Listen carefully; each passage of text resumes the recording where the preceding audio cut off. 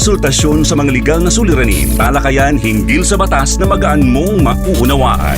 Simulan na natin yan. Usaping Legal with Attorney Danny Galang dito sa Radyo Pilipinas 738 AM.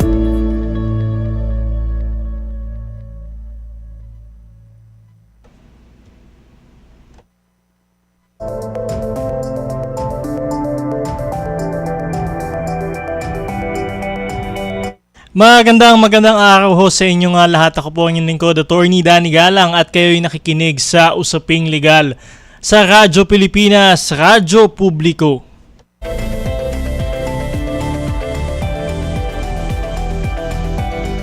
Ngayon ay Sabado, July 18, 2026. At syempre, welcome ho sa inyong Saturday morning habit, ang Usaping Legal. Tumutok na ho kayo dito sa orihinal na sandigan ng bayan pagdating sa inyong mga suliraning legal tuwing Sabado. Syempre, ang Usaping Legal. Impeachment trial pa din ho ni Vice President Sara Duterte. Syempre, pag-uusapan ho ditong Lunes yung pagsasabpina ho doon sa records ho ng BIR. Ito ho mga binayad ng mga buwis ni Vice President Sara Duterte, at syempre kaugnay pa rin ho ito doon sa isang artikulo ho doon sa kanyang mga articles of impeachment na syempre tumutukoy ho doon sa confidential funds, doon ho sa di umanong maanomali ang paggasta ho ng kanyang 600 plus million na confidential funds. So titingnan ho natin yan sa Lunes kung anong mangyayari ho dyan. Pag-uusapan ho yan dito sa ng ating Senate Impeachment Court. At syempre, ito nga ho nagdaang linggo, inilipat na rin ho itong si Senator Rodante Marcoleta dito sa New Quezon City Jail, no? Dahil nga po syempre doon pa rin ho sa kanyang kasong kinakaharap na plunder. Yan ho ang pag-uusapan ho natin maya-maya lamang ho. Makakasama ho natin ang convener ng Contra Daya na si Professor Danilo Araw.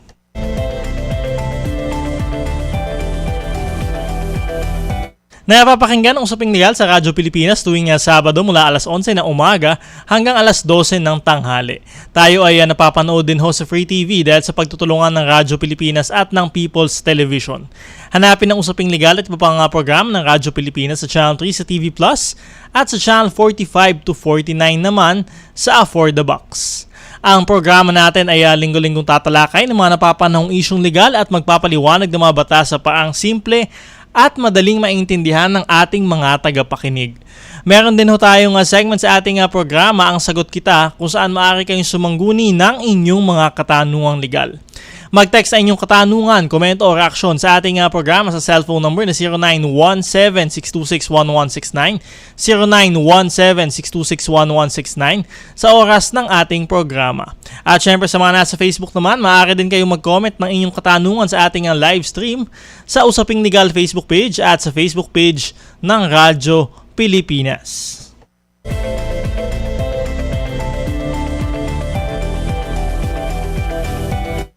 Eto, sa Usaping Legal natin ngayong araw, inilipat na si Senator Rodante Marcoleta sa New Quezon City Jail sa Payatas matapos ang 9 na araw na hospital arrest dahil sa sakit na pneumonia. Naharap sa kasong plunder si Senator Marcoleta sa Sandigan Bayan kaugnay sa 75 milyong pisong donasyon na tinanggap niya ng kumandidato sa eleksyon noong nakaraang taon. Sinampahan din ng kaso si former Congressman Mike Defensor at ang mga negosyanteng sila Aristotel Viray at Joseph Espiritu. Nauna nang sinabi ni Senator Marcoleta na ang perang tinanggap ay mula sa pribadong pondo at ito ay nagastos na noong nagdaang eleksyon. Kaya naman sa ating tanong sa bayan ngayong Sabado, ano ang reaksyon mo sa pagsasampa ng kasong plunder laban kay Senator Rodante Marcoleta? Ulitin ho natin ano ang reaksyon mo sa pagsasampa ng kasong plunder laban kay Senator Rodante Marcoleta? Mag-text na inyong opinion sa 0917-626-1169, 0917-626-1169 o mag-comment sa ating live stream sa Usaping Legal Facebook page at sa Facebook page ng Radyo Pilipinas. Para pag-usapan ng usaping yan, makakausap natin ang convener ng grupong Contra Daya na si Professor Danilo Araw. Good morning, Professor Araw. Welcome sa Usaping Legal. Attorney Danny Galang po. Yes, magandang umaga, katukayong Attorney Danny at salamat po sa imbitasyong ito. Nice to see you again. Tokayo, ako, Professor Araw. Ito ho, no, isa ho yung grupo ho ninyo sa mga unang pumuna dito ho sa naging donasyon nga ho dito kay Senator Marcoleta. Ano ho yung reaction ng grupo ninyo na finally ho, nakasinampahan na ho ng kasong plunder itong si Senator Marcoleta? Siyempre may konting relief din kasi just for the record, gaya ng nabanggit ninyo, nagsampa po kami ng reklamo laban kay Marcoleta sa Ombudsman at saka sa COMELEC noong December 2025. To give due credit sa mga abogadong kasama ko noon, sila ay sina Attorney Dino De Leon at si Attorney Alex Lacson. So tatlo kami na signatory doon sa complaint. Para rin malinaw, total mga abogado naman yung karamihang nanonood ng programa mo. Ang violation niya yung sa COMELEC, ang complaint namin would be violation of sections 98 and section 107 in relation to section 262 of the Omnibus Election Code. Just to simplify, parang gusto naming sabihin na mali yung pag-fill out niya ng SOSE o napaka-improper at may willful deception na ginawa on his part. Tapos, sa ombudsman naman, perjury yung aming inireklamo. To be more specific, Article 183 ng Revised Penal Code yung ina-assert naming na violate niya. Para lang malinaw din yung datos, ang main reference namin yung November 2025 na testimonya niya sa, kung matatawag mang testimonya, pero remarks yon sa isang news media organization na inaamin niya na nag-declare siya ng zero campaign contribution sa kanyang statement of campaign expenditures o yung SOSE at mali raw itong zero campaign contributions kasi gaya ng nabanggit mo, nakakuha siya ng mga donasyon na ayaw mula sa mga tao na ayaw magpakilala. Later on, nalaman na sila ay sina Defensor Espiritu at Viray. Bagamat ang expenses niya nung panahong yon batay sa kanyang SOSE would be a little more than 112 million pesos. Pero yung kanyang SALN net worth ay mahigit 50 million pesos lang. So parang may question kung ano yung nangyari sa discrepancy. So batay sa aming pananaliksik at mismong sinabi niya, talagang may pagkukulang sa usapin ng tamang pagsunod sa batas. Yung plunder, linawin ko lang, hindi po sa amin ang galing yung akusasyong yon. Nagdesisyon yung ombudsman na batay sa datos na binigay namin noong December 2025 at batay sa ilang updates na na-identify na nga sina Defensor et al., nagsampa sila ng plunder on the premise na tinanggap ni Marcoleta yung 75 million na kabuuang donasyon mula sa tatlong tao nung siya ay party list representative pa. So parang meron daw mali doon sa ganong nangyari. So para sa amin, bagamat wala kaming direktang kinalaman doon sa plunder case against Marcoleta, tingin namin may pagkakamali pa rin siya At least sa usapin ng perjury at yung violation of certain provisions ng Omnibus Election Code. Okay, sir. Going to the plunder case ho, no, yung main defense niya sinasabi niya that these are private funds, donations daw ito, and it should not be plunder. Ano hong reaction niyo ho dito? Sa tingin ko yung mga abogadong katulad mo ang mas detalyadong makakapagkomento, pero batay sa aming pananaliksik, may mali talaga kasi whether these are public funds or private funds, the fact na pumirma ka sa SOSE, kasi sa page 2 ng SOSE, para sa kaalaman ng publiko, doon sa pagpirma mo nakalagay na I certify na ang nilalaman ng form na ito ay truthful and honest. Yung iba ang zero na ide-declare mo doon sa actual donations na nakuha mo, sa tingin ko at least 75 million. Malamang kesa sa hindi, mahigit pa sa 75 million yung nakuha niya. Kasi yung kabuuang expenses, para lang maulit natin, more than 112 million pesos yung nagastos niya as based on his own declaration. Kaya yun yung tingin namin na mali roon. Sa tingin ko, sa halip na blanket denial yung gagawin ni Marcoleta, sana he should come clean. Sinabi na niya na meron talaga siyang nakuhang donasyon, bukod sa 75 million mula dun sa tatlong individual, ano pa yung mga nakuha niya. At saka, di ba kung ikaw ay kandidato o may planong tumakbo bilang senador, pangunahing tungkulin mo na tukuyin kung sino-sino yung nagpakilala, kung sino-sino yung mga nag-donate sa iyo. Tapos kung ayaw magpakilala ng mga kaibigan mo, bakit? Bakit ka kukuha ng donasyon mula sa kanila kung ayaw nilang magpakilala? Alright, Sir, maninong ho yan. And linawin lang ho natin, no, dinismiss ho ng COMELEC yung inyong complaint, no, based on technicalities. Tama ho ba? Hindi po.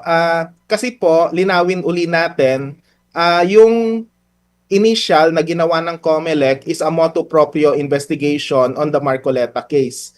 Tapos, yun na nga, yung, if I'm not mistaken, yung isang departamento ng COMELEC, yung task na gumawa noon, tapos parang ang naging desisyon ng departamento ay wala raw masyadong batayan para mag-file ng reklamo laban sa kanya.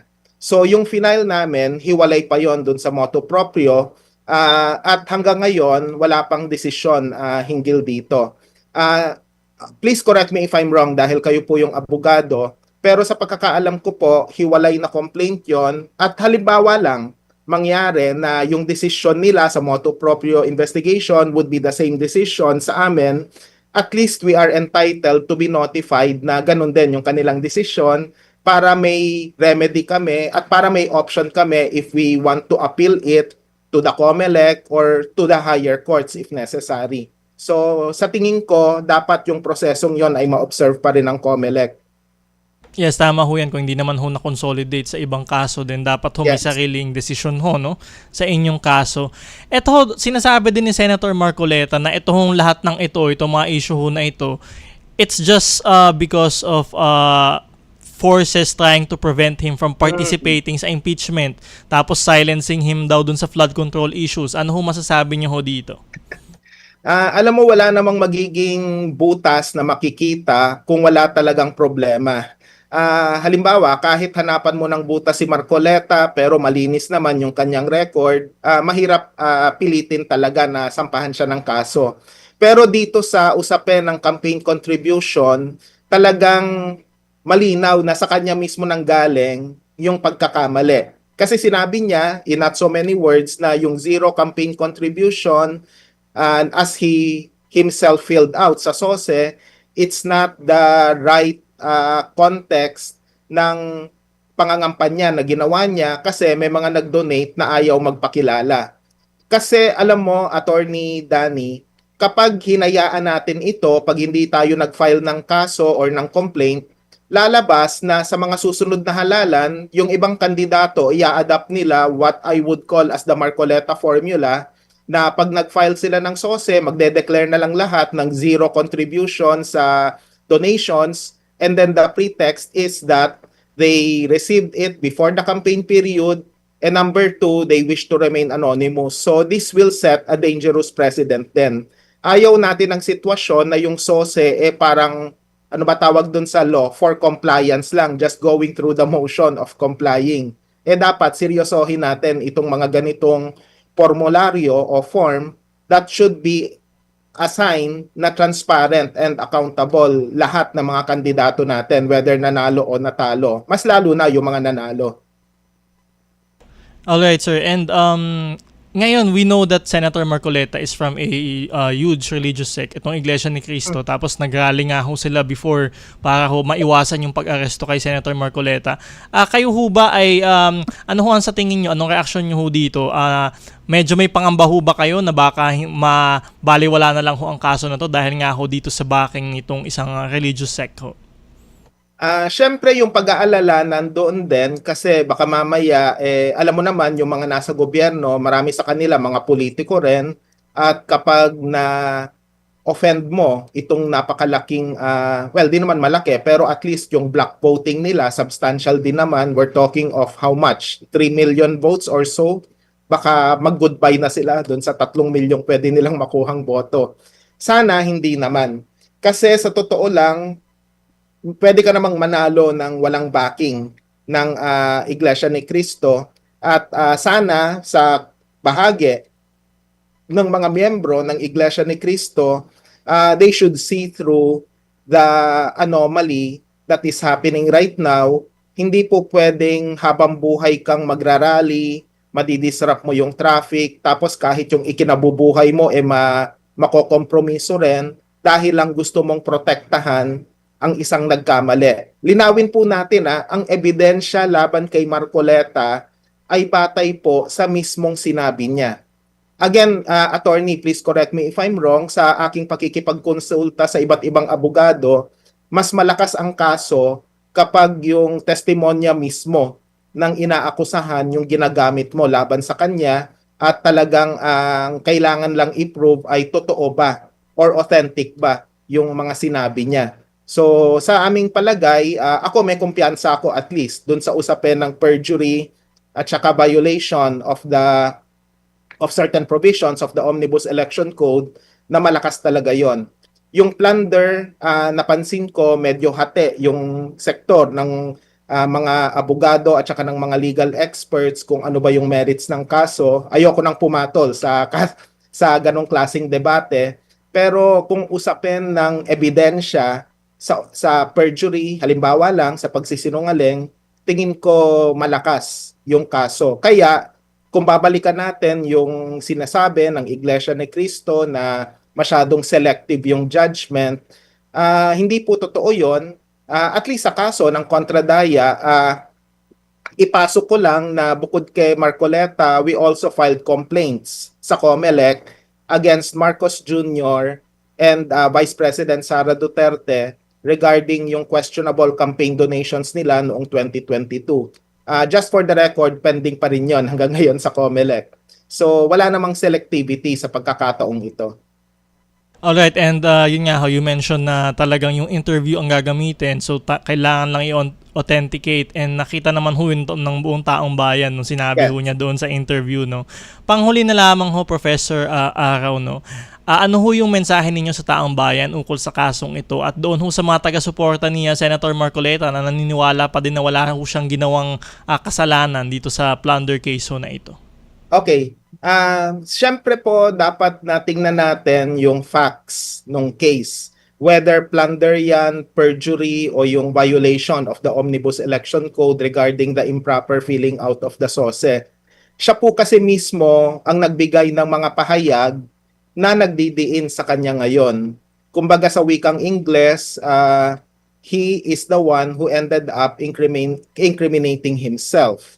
So sana po makita yung ganong klaseng sitwasyon na talagang mahirap talagang isipin kung paano mo po protektahan siya sa isang sitwasyon na siya mismo yung nagbigay ng mga ganong klaseng pahayag. Ito ang magpapaliwanag kung bakit hanggang ngayon si Marcoleta puro sigaw lang ng political persecution, selectivity, yung pagdidiin sa kanya na hindi rin naman totoo kasi pinapanagot din naman natin lahat ng mga nagkasala, whether pro-administration yan or anti-administration. Kaya halimbawa lang, I'm sure aware ka rin, Attorney Danny, na may mga naririnig tayong balita na baka mag-rally na naman yung mga taga-suporta ni Marcoleta as backed by that religious group na kinabibilangan niya. We have to see through the sins of Marcoleta na talagang malinaw naman po yung ebidensya. Alright, malinaw ho yan. Maraming salamat ho sa inyong oras, Professor Danilo Araw. Yeah. Maraming salamat, mabuhay. Si Professor Danilo Araw, convener ng Kontra Daya. Sa pagbabalik ng Usaping Legal, sasagutin ko naman ang inyong mga katanungang legal. Mag-text na inyong katanungan, komento o reaksyon sa ating programa sa cellphone number na 0917-626-1169, 0917-626-1169 o hanapin ang ating live stream sa Usaping Legal Facebook page at sa Facebook page ng Radyo Pilipinas. Magbabalik ang Usaping Legal matapos lamang ng ilang paalala. Tumangguni at pakikinggan. Mga karapatan pati na ang saligang batas ay klarong ipapaliwanag. Usaping Legal sa Radyo Pilipinas 738 AM.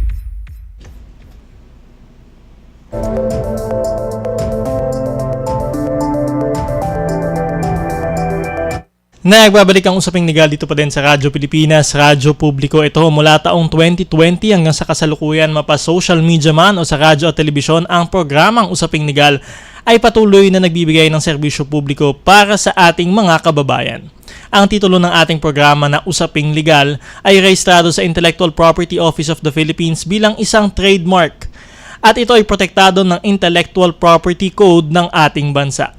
Dahil dito, ang titulong Usaping Legal ay hindi maaaring gamitin ninuman ng walang pahintulot o di kaya gumamit ng kahalintulad na pangalan na maaaring magdulot ng kalituhan sa mga taga-subaybay ng ating programa. Ang paglabag sa Intellectual Property Code ay may kaukulang kaparusahan, kabilang na ang pagkakakulong at pagbabayad ng danyos. Dapat na tumigil ang sinuman na gumagamit ng kahalintulad na pangalan upang hindi maharap sa kaukulang kaso.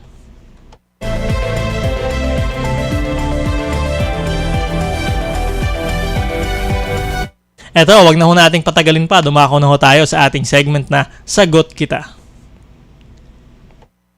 Mga legal concern na nais mabigyang kalinawan. Sagot kita! Mga nasusulat ukol sa batas na hindi lubusang maintindihan. Huwag kang mag-alala. Sagot kita! Sumangguni na kay Attorney Danny Galang dahil dito, Sagot Kita!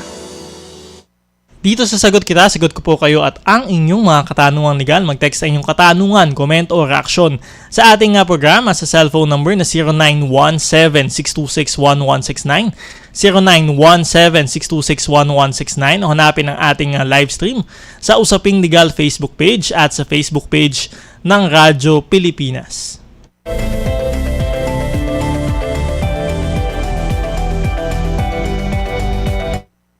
First question natin coming from cellphone number ending in 5795. Good morning po, attorney. Meron kasi akong kontrata na inatras ko. Dahil malulugi po ako at may dapat po akong i-refund na pera. Ang problema ko po ay wala po akong pera sa ngayon. Makukulong po ba ako?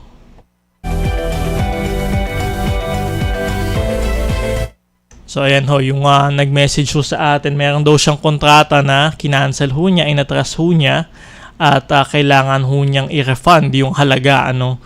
Pero yun nga ho, ang sinasabi ho niya ay wala ho siyang pambayad. So tinatanong ho niya kung makukulong daw ho ba siya. So kapag mga ganito hong kontrata, ayan ho, meron ho tayong tinatawag na breach of contract. So breach of contract ho yung konsepto na kung saan meron hong mga terms ng kontrata na kayo ho ay hindi sinunod. Kaya ho nagkakaroon ho ng breach o hindi ho pagsunod doon nga ho sa mga terms na nakalagay ho dito sa kontrata. So pagka ganyan ho, syempre, ang magiging action ho dyan ay kasong sibil. Civil case ho yan. So ang gusto ho natin is of course kung dun sa kabilang partido ho kayo na naagabyado ay gusto nyo ho syempre ituloy ho yung kontrata. Ituloy yung kontrata o di kaya naman ho ay magbayad ho ng danyos ho sa inyo, damages. O di kaya naman ho i-refund yung amount ho na nakuha na ho, no? Nakuha na ho, na-refund na ho na amount. Or nakuha na ho na amount ng kabilang partido. At yun nga ho yung sinasabi nung nag-text ho sa atin, pinapa-refund ho sa kanya yung amount ho na involved doon sa contract. Kasi ho maaaring meron na ho siyang nakuhang amount doon sa kontrata ho na iyon. At syempre kung hindi ho natuloy yung kanilang kontrata ay natras ho niya, ay sinasabi ho niya na malulugi ho siya, ay kailangan niya hong ibalik yung kanyang ibinayad na ho sa kanya, either down payment ho yan o paunang bayad, ay dapat ho niyang ibalik no, yung naibayad na ho sa kanya. So sa kaso ho niya, syempre ang sinasabi ho niya ay wala ho siyang pera pambayad or pang refund noong amount o nung pera ho na naibigay ho sa kanya. So sa mga ganyang pagkakataon ho ay hindi naman ho kayo agad-agad na makukulong kasi ho kung ganyan ho ay breach of contract ho yan, tapos ho yung paniningil ho noong pera, maaari ho yan maidaan sa mga ating mga small claims court kung less than 1 million pesos naman ho yung hinihingi ho sa inyo. And yun nga ho, makukulong lamang ho kayo kung meron na hong element ng panloloko o fraud. So yan ho yung tatandaan natin. Kumbaga ito ho naging amount na i-refund nyo, naging utang na ho ito.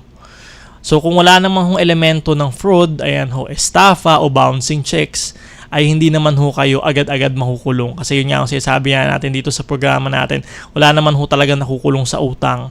Pero kung meron na hong elemento, ayan ho, ng panluloko, ayan, fraud, estafa, o di kaya naman ho, gumamit ho kayo ng mga cheque na wala naman ho talagang halaga, worthless checks. Ayan, BP22 ho yan, maaari ho kayong makasuhan dun sa ating bouncing checks law. So doon sa mga nabanggit, doon lamang ho kayo makukulong. Pero kung ordinaryong utang pa lamang ho, wala naman ho sinasabi na merong fraud o panluloko, then ayun ho, hindi pa naman ho kayo makukulong.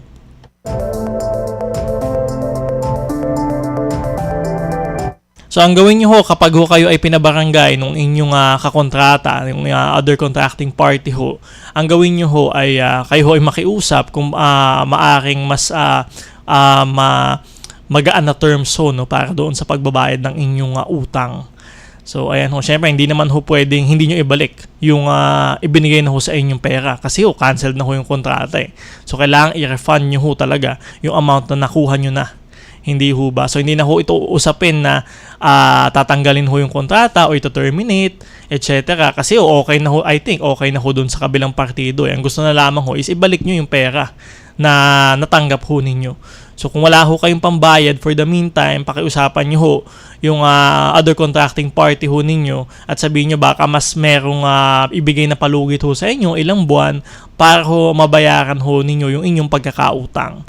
So ang mahalaga lamang ho dito ay wag ho kayong tatakbo, wag ho kayong tatakas doon sa inyong pagkakautang. At syempre kaya nyo naman bayaran ng paunti-unti, ay bayaran nyo ho para ho naman hindi na ho kayo maasunto, madala pa ho sa korte.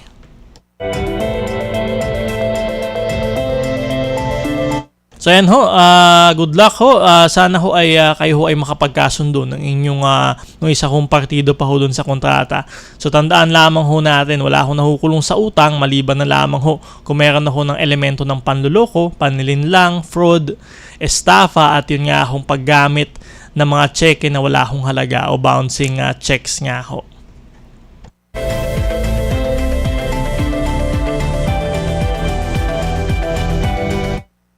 At syempre tuloy-tuloy lamang ho ang inyong mga katanungan. Maaari ho kayong mag-comment din sa ating live stream. Hanapin nyo ho yung Usaping Legal Facebook page.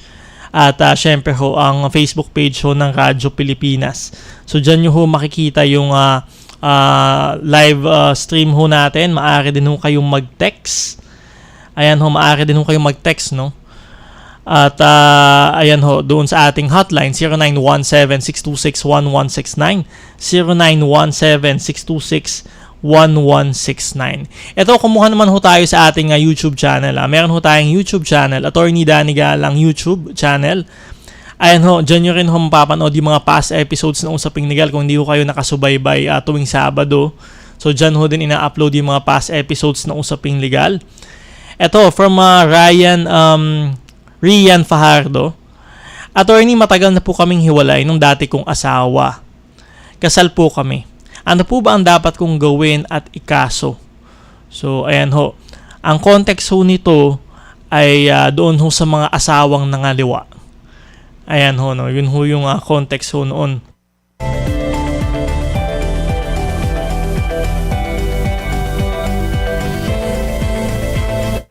So yan ho, kung ang inyong asawa ay nangaliwa ho sa inyo, no, sa kasamaang palad nangaliwa ho, ay meron ho tayong mga kaso sa ilalim ho ng ating revised penal code.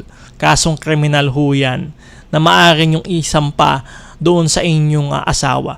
Kung halimbawa ho yung asawang babae ho ang nangaliwa, ay meron ho tayong kasong adultery na pwede hong isampa ho, no? Isampa ho sa kanya. Adultery ho yan. At syempre kung lalaki naman ho yung nangaliwa, ay yung kaso ho ay concubinage.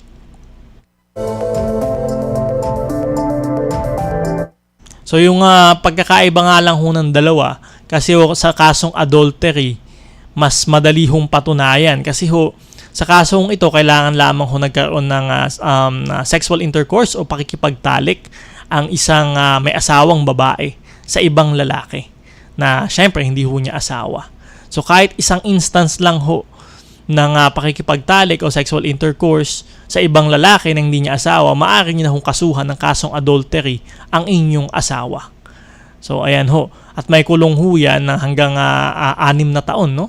Kung hindi ako nagkakamali, 6 na taon ho yan, maaari ho makulong ang inyong asawa. At syempre ho, yung kabit ho niya o yung kung kanino ho siya nakipagtalik na lalaki. So pareho ho maaring makulong ho yung dalawang partido ho na iyon.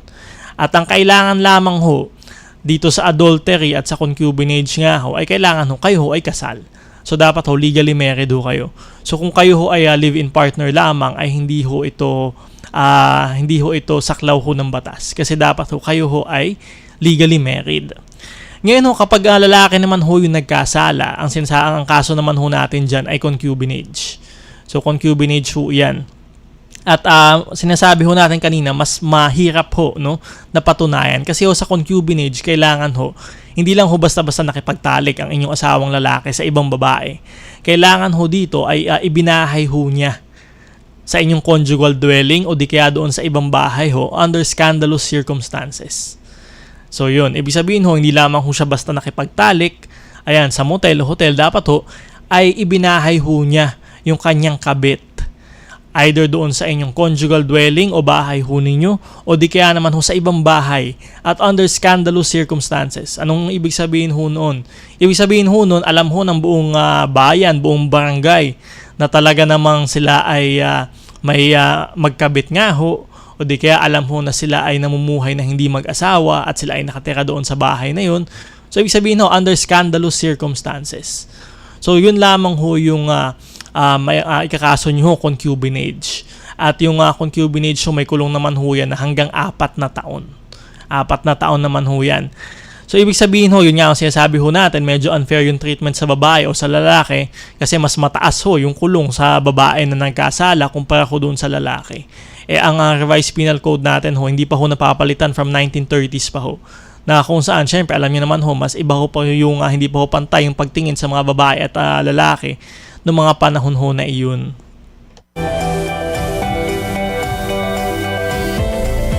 At syempre, kung sinasabi nyo na ho, nahiwalay na ho kayo, pero ayun nga ho, meron pa rin hong ginawa ho sa inyo at patuloy pa rin ho, continuing crime kasi ho, talagang yung asawa niyo ho ay nangabit na ho talaga, nasa ibang bahay nakatira kasama yung kanyang kabit, ay maaari nyo silang sampahan ng kasong concubinage doon ho sa piskalya. So maaari kayong magsampa ho dyan, both doon sa lalaki, pati na rin ho doon sa babae na kanyang kabit. So kaya ayan ho, kailangan nyo hong manindigan at syempre igit ho inyong karapatan dahil kayo ho yung legal na asawa. So ayun ho, para ho wala hong sabihin ho natin na pagtulog sa inyong mga karapatan at ito ho isang krimen, kailangan nyo ho itong isumbong at magsampa ho kayo ng kaso sa piskalya. Tuloy-tuloy lamang ang inyong mga katanungan, mag-text sa inyong mga katanungan, komento o reaction sa ating cellphone number na 0917-626-1169, 0917-626-1169. Hanapin ang ating live stream sa Usaping Legal Facebook page at sa Facebook page ng Radyo Pilipinas. At syempre magkomento ho sa inyong sa ating tanong sa bayan ngayong Sabado, ano ang reaction mo sa pagsasampa ng kasong plunder laban kay Senator Rodante Marcoleta? Babasahin ho natin ang inyong mga sagot at opinyon sa pagbabalik ng Usaping Legal. Tugon sa mga katanungang naaayon sa batas ang ibibigay. Usaping Legal kasama si Attorney Danny Galang sa Radyo Pilipinas 738 AM. Nagbabalik ang Usaping Legal dito pa rin sa Radyo Pilipinas, Radyo Publiko. Batiin lamang ho natin yung mga nanonood sa ating live stream. Syempre nandito na ho si Boyet Pasiha, Carmelita Gashas, Janice Lorica, Luz Toledo, Miski Tambuco. Syempre nandito na rin ho si Jacitan, Fatima Muniz at Jovi Muniz. Ayan ho, maraming salamat ho sa inyong lahat dun sa mga panonood ho sa ating live stream, Facebook Live. Hanapin nyo ho Radyo Pilipinas Facebook page. At syempre Usaping Legal, Attorney Danny Galang Facebook page. At ayan ho, maraming salamat din ho doon sa mga patuloy na nag-share ng ating mga video sa Radyo Pilipinas stations nationwide, Radyo Pilipinas Davao, Radyo Pilipinas Ginoo, Radyo Pilipinas Cebu, Radyo Pilipinas Baguio. Ayan ho, maraming salamat ho sa inyong lahat. Radyo Pilipinas Bontok, syempre lagi ho nag-share ng ating video. Maraming salamat ho sa inyong lahat.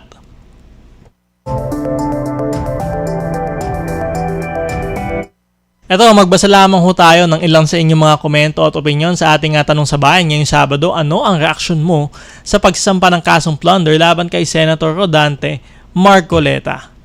Eto, opinion coming from a cellphone number ending in 3358. Ayan ho, dahil sa plunder na hindi tinukoy na pondo sa SOSE or Statement of Contribution Expenditures sa COMELEC noong 2025 national and local elections. Ayan ho. Yun ho, yung naging kaso nga ho, dahil nga ho dun sa kasong plunder. At pinaliwanag naman din ho ng ombudsman na hindi ho sinabing porket private funds yung pinanggalingan ho ng pera, hindi na ho pwedeng kasong plunder. Kasi ho, kasama ho doon sa plunder law ho natin ay yung mga bribe, ayan ho, suhol, kickback, ayan ho. At ito ho mga ito ay mga private funds ho ito, galing ho sa mga negosyante, contractor, ayan ho. So ibig sabihin ho, kung ginamit nyo ho yung posisyon nyo para ho makuha itong mga bribe, kickback ho na ito, kahit ho sabihin ho natin hindi ho public funds yung sinasabing amount involved, maaari pa rin ho kayong makasuhan ng plunder bilang isang public official.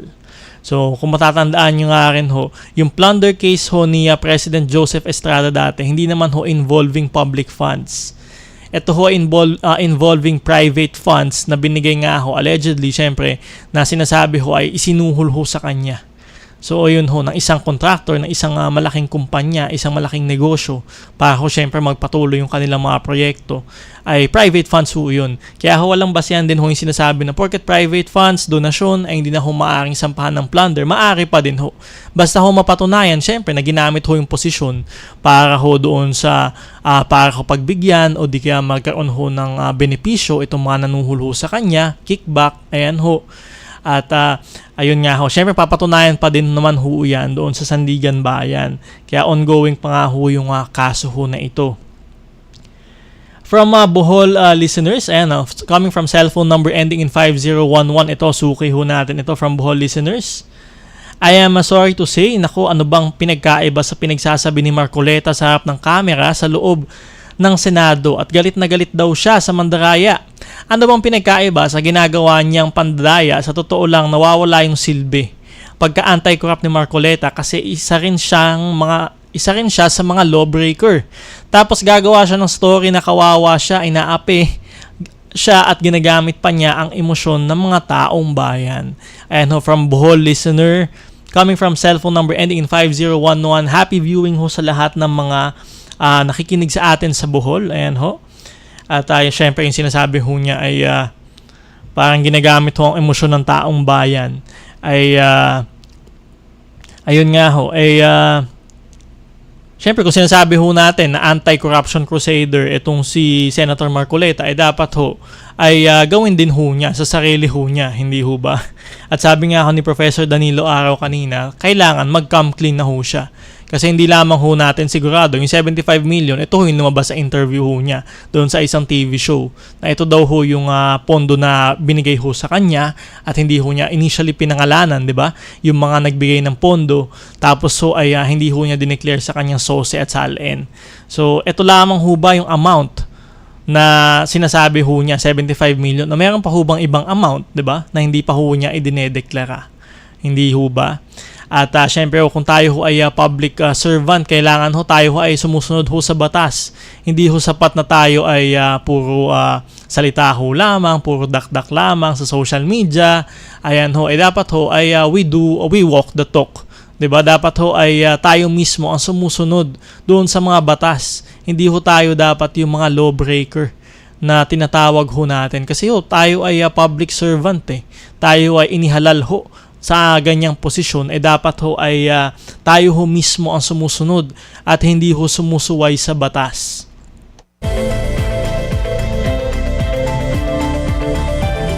At doon na sinasabi ho doon ating texter na ginagamit ho yung emosyon, ay syempre ang dami ho nagkalat na mga meme din ho na sa social media, no, na kapag ho nahuhuli, na-aresto, ay biglang nagkakasakit. Ayun nga ho, may mga parinig na nga rin ho yung ibang senador. Si Senador Ping Lacson, may parinig ho sa kanyang social media account. ayun ho, bigay na ho natin ho sa kanya yon. Hindi naman ho, although sinabi ho talaga naman ng mga doktor na siya ho ay nagkaroon ng mild pneumonia, ayan ho, at mayroon ho siyang hypertension talaga noong mga panahon na yon. Siyempre, sino naman ho ang hindi mga high blood kung kayo ho ay ikukulong, no, sa kasong plunder at ito ho ay non-bailable na offense. So wala hong piyansa. Kaya ho siya ay nakakulong ho dito sa New Quezon City Jail. So sino naman ho ang hindi mga high blood doon at sasakit at magkakaroon ng sakit nga ho, no. Pero ayun nga ho, ang meron pa hong itong motion nga ho, no, motion to quash kung hindi ako nagkakamali, itong si Senator Rodante Marcoleta dito sa Sandigan Bayan, at meron din ho siyang nakabinbin na bail petition. So yan ho yung titingnan ho natin sa mga susunod na araw. Ayan ho, kung ano ho yung mangyayari sa kanyang bail petition. Kasi ho, kung kapag ho ay siya ho ay kinatigan ng Sandigan Bayan, na maaari ho siyang magpiyansa. Ayan ho. Although yung ibang accused ho, inurong na ho yung petition for bail ho nila eh. Kung siya ho ay katigan ng Sandigan Bayan na pwede ho siyang magpiyansa, ay makakalabas ho ulit si Senator Marcoleta at makakalahok ho dito sa impeachment ni VP Sara Duterte. So yan ho yung aabangan natin sa mga susunod na araw. At syempre yung mga ibang co-accused niya naghain na ho ng not guilty plea dito sa Sandigan Bayan itong nagdaang linggo. Siya ho, may nakabimbin pa ho siyang motion kaya hindi pa ho siya talaga maaaring maghain ho ng kanyang plea nga ho. So yan ho nga aabangan natin sa mga susunod na araw. At syempre tatalakayin ho natin dito sa Usaping Legal.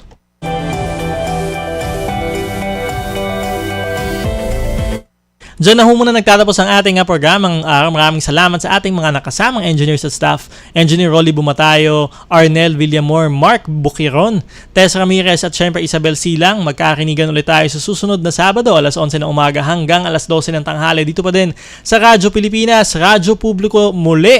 Ako po si Attorney Danny Galang. Mag-ingat tayong lahat.